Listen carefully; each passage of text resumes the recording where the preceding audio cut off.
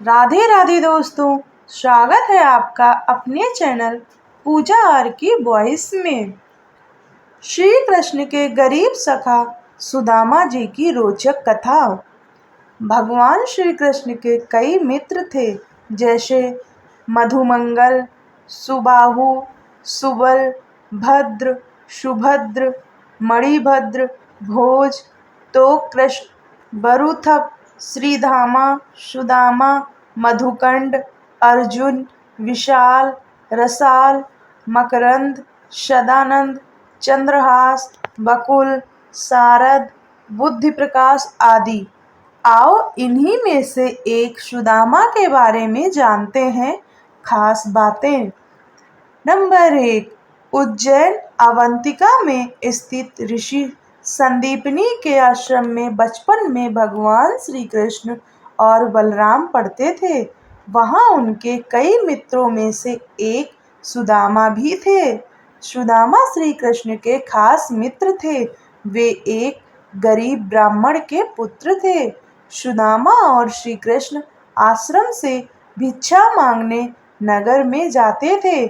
आश्रम में आकर भिक्षा गुरु माँ के चरणों में रखने के बाद ही भोजन करते थे। परंतु सुदामा को बहुत भूख लगती थी, तो वे चुपके से कई बार रास्ते में ही आधा भोजन चट कर जाते थे। नंबर 2, एक बार गुरु माँ ने सुदामा को चने देकर कहा कि इसमें से आधे चने श्री कृष्ण को भी दे देना और तुम दोनों जंगल में जाकर लकड़ी बीन लाओ।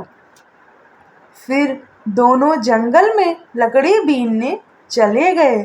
वहाँ बारिश होने लगी और तभी दोनों एक शेर को देखकर वृक्ष पर चढ़ जाते हैं। ऊपर सुदामा और नीचे श्री कृष्ण। फिर सुदामा अपने पल्लू से चने निकालकर चने खाने लगता है। चने खाने की आवाज़ सुनकर श्री कृष्ण कहते हैं, अरे ये कटकट की आवाज़ कैसी आ रही है? कुछ खा रहे हो क्या? सुदामा कहता है, नहीं, ये तो सर्दी के मारे मेरे दांत कटकटा रहे हैं। यह सुनकर श्री कृष्ण कहते हैं, अच्छा, बहुत सर्दी लग रही है क्या? सुदामा कहता है, हाँ। यह सुनकर श्री कृष्ण कहते हैं कि मुझे भी बहुत सर्दी लग रही है। सुना है कि कुछ खाने से शरीर में गर्मी आ जाती है, तो लाओ वो चने जो गुरु माता ने हमें दिए थे, दोनों बांटकर खा लेते हैं। यह सुनकर सुदामा कहता है, चने कहाँ हैं?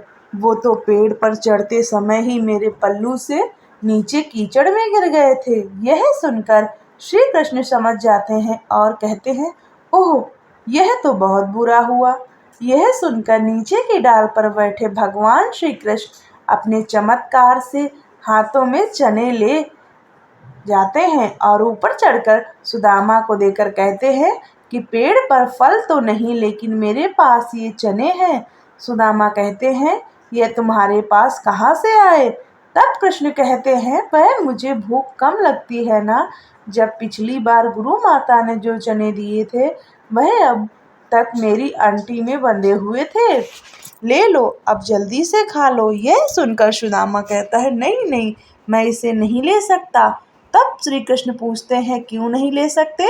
सुदामा रोते हुए कहता है कि क्योंकि मैं इसका अधिकारी नहीं हूँ और मैं तुम्हारी मित्रता का भी अधिकारी नहीं हूँ। मैंने तुम्हें धोखा दिया है कृष्ण, मुझे क्षमा कर दो। कृष्ण कहते हैं, अरे, जिसे मित्र कहते हो उससे क्षमा मांगकर उसे लज्जित ना करो मित्र। इसी प्रकार एक बार श्री कृष्ण सुदामा को वचन देते हैं कि मित्र, जब भी तुम संकट में खुद को पाओ तो मुझे याद करना, मैं अपनी मित्रता जरूर निभाऊंगा।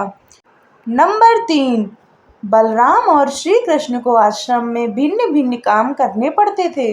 एक बार श्री कृष्ण, बलराम और सुदामा भिक्षा मांगने के लिए जाते हैं। एक द्वार पर खड़े होकर तीनों भिक्षाम देही कहते हैं, तो एक महिला अपनी बेटी के साथ भिक्षा लेकर बाहर आती है और कहती है, ब्रह्मचारियों, आज आने में बहुत देर कर दी। यह सुनकर श्री कृष्ण कहते हैं, माता, आज सारे आश्रम में सफाई करनी थी, बहुत काम था, इसलिए विलंब हो गया, आपको प्रतीक्षा करनी पड़ी, उसके लिए क्षमा करें। यह सुनकर वह महिला कहती है, अरे क्षमा कैसी, मैं तो इसलिए प्रतीक्षा कर रही थी कि रोज तुम रूखी सूखी रोटी लेकर जाते हो, आज घर में मालपुआ बने थे, तो मैंने सोचा तुम जल्दी आ जाओगे तो गरम गरम खाओगे। देखो मैंने कपड़े से ढककर मालपुआ गरम गरम रखे हैं तुम्हारे लिए। यह देखकर सुदामा का मन ललचा जाता है। वह कहता है, मालपुआ, आज मालपुए बने हैं। वह महिला कहती है, हाँ, आज घर में पूर्णमासी की पूजा थी।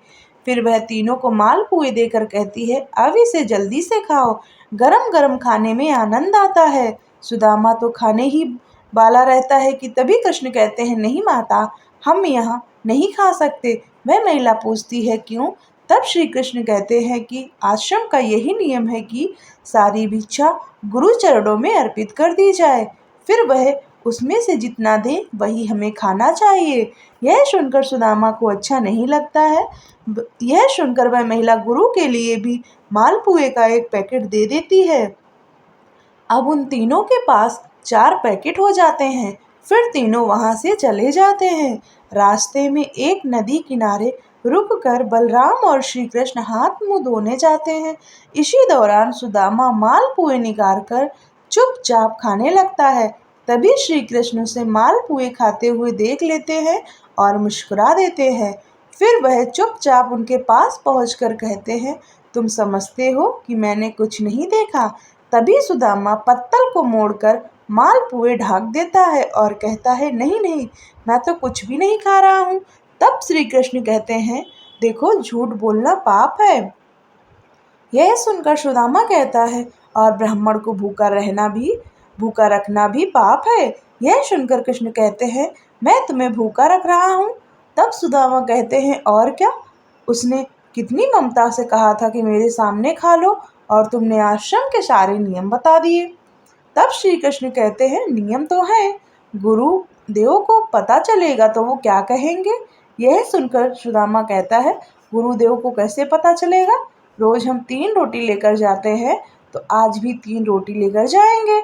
हाँ, यदि तुमने गुरुदेव को ना बता दिया तो। यह सुनकर कृष्ण कहते हैं कि देखो, मैं तुम्हारा मित्र हूँ और मित्रता का धर्म कहता है कि मित्र की कमजोरी पर पर्दा डालना चाहिए। यह सुनकर सुदामा कहता है, तो तुम नहीं कहोगे?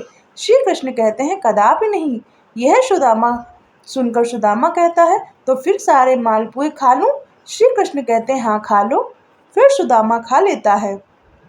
तो श्री कृष्ण मालपुए की एक पत्तल निकालकर सुदामा को देते हैं और कहते हैं, ये तुम्हारे हिस्से की भिक्षा हो गई, गुरु माता को दे देना। यह देखकर सुदामा प्रसन्न होकर कहता है, कुछ भी कहो, तुम मित्र बड़े खरे हो। नंबर 4। कहते हैं कि सुदामा जी शिक्षा और दीक्षा के बाद अपने ग्राम अश्मावतीपुर, वर्तमान पोरबंदर में भिक्षा मांगकर अपना जीवन यापन करते थे। सुदामा एक गरीब ब्राह्मण थे। विवाह के बाद वे अपनी पत्नी सुशीला और बच्चों को बताते रहते थे कि मेरे मित्र द्वारिका के राजा श्री कृष्ण हैं, जो बहुत ही उदार और परोपकारी हैं। यह सुनकर एक दिन उनकी पत्नी ने डरते हुए उनसे कहा कि यदि आपके मित्र साक्षात लक्ष्मीपति हैं और उदार हैं, तो आप क्यों नहीं उनके पास जाते हैं? वे निश्चित ही आपको प्रचुर धन देंगे, जिससे हमारी कष्टमय गृहस्थी में थोड़ा बहुत तो सुख आ जाएगा।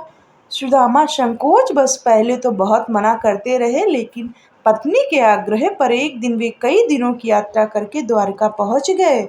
नंबर 5। द्वारका में द्वारपाल ने उन्हें रोका। मात्र एक ही फटे हुए वस्त्र को लपेट गरीब ब्राह्मण जानकर द्वारपाल ने उसे प्रणाम कर यहाँ आने का आशय पूछा। जब सुदामा ने द्वारपाल को बताया कि मैं श्री कृष्ण का मित्र हूँ, तो द्वारपाल को आश्चर्य हुआ। फिर भी उन्हें नियमानुसार सुदामा जी को वहीं ठहरने का कहा और खुद महल में गया और श्री कृष्ण से कहा, हे प्रभु, कोई फटेहाल, दीन और दुर्बल ब्राह्मण आपसे मिलना चाहता है, जो आपको अपना मित्र बताकर अपना नाम सुदामा बतलाता है। नंबर 6। द्वारपाल के मुख से सुदामा नाम सुनकर प्रभु सुध बुध खोकर नंगे पैर ही द्वार की ओर दौड़ पड़े। उन्होंने सुदामा को देखते ही अपने हृदय से लगा लिया और प्रभु की आंखों से आंसू निकल पड़े। वे सुदामा को आदरपूर्वक अपने महल में ले गए। महल में ले जाकर उन्हें सुंदर से आसन पर बिठाया और रुक्मणी संग उनके पैर धोए। कहते हैं कि प्रभु को उनके चरण धोने के जल की आवश्यकता ही नहीं पड़ी। उनकी दीनता और दुर्बलता को देखकर उनकी आंखों से आंसुओं की धार बहने लगी। स्नान भोजन आदि के बाद सुदामा को पलंग पर बिठाकर श्री कृष्ण उनकी चरण सेवा करने लगे और गुरुकुल में बिताए दिनों की बातें करने लगे। बातों ही बातों में यह प्रसंग भी आया कि किस तरह दोनों मित्र वन में भिक्षा लेने गए थे और रास्ते में मूसलाधार वर्षा होने लगी तो दोनों मित्र एक वृक्ष पर चढ़कर बैठ गए। सुदामा के पास एक पोटली में दोनों के खाने के लिए गुरु माता के दिए हुए कुछ चने थे, किंतु वृक्ष पर सुदामा अकेले ही चने खाने लगे। चने खाने की आवाज सुनकर श्री कृष्ण ने पूछा कि क्या खा रहे हैं सखा। सुदामा ने यह सोचकर झूठ बोल दिया कि कुछ चने कृष्ण को भी देने पड़ेंगे। उन्होंने कहा, कुछ खा नहीं रहा हूँ, यह तो ठंड के मारे मेरे दांत कड़कड़ा रहे हैं। नंबर 7। इस प्रसंग के दौरान ही श्री कृष्ण ने पूछा, भाभी ने मेरे लिए कुछ तो भेजा होगा। सुदामा संकोचवश एक पोटली छिपा रहे थे। भगवान मन में हंसते हैं कि उस दिन चने छिपाए थे और आज तंदुल छिपा रहा है। फिर भगवान ने सोचा कि जो मुझे कुछ नहीं देता मैं भी उससे कुछ नहीं देता, लेकिन मेरा भक्त है तो अब इससे छीनना ही पड़ेगा। तब उन्होंने तंदुल की पोटली छीन ली और सुदामा के प्रारब्ध कर्मों को छीड़ करने हेतु तंदुल को बेहद चाव से खाया था। फिर सुदामा ने अपने परिवार आदि के बारे में बताया, लेकिन अपनी दरिद्रता के बारे में कुछ नहीं बताया। अंत में प्रभु ने सुदामा को सुंदर शैया पर सुलाया। नंबर 8। फिर दूसरे दिन भरपेट भोजन कराने के बाद सुदामा को विदाई दी, किंतु विदाई के दौरान उन्हें कुछ भी नहीं दिया। रास्ते भर सुदामा सोचते रहे कि हो सकता है कि उन्हें इसी कारण से धन नहीं दिया गया होगा कि कहीं उनमें अहंकार न आ जाए। यह विचार करते करते सुदामा अपने मन को समझाते हुए जब घर पहुंचे तो देखा उनकी कुटिया के स्थान पर एक भव्य महल खड़ा है और उनकी पत्नी स्वर्ण आभूषणों से लदी हुई है तथा सेविकाओं से घिरी हुई है। यह दृश्य देखकर सुदामा की आंखों से आंसू निकल आए और वे सदा के लिए श्री कृष्ण की कृपा से अभिभूत होकर उनकी भक्ति में लग गए। जय श्री कृष्ण।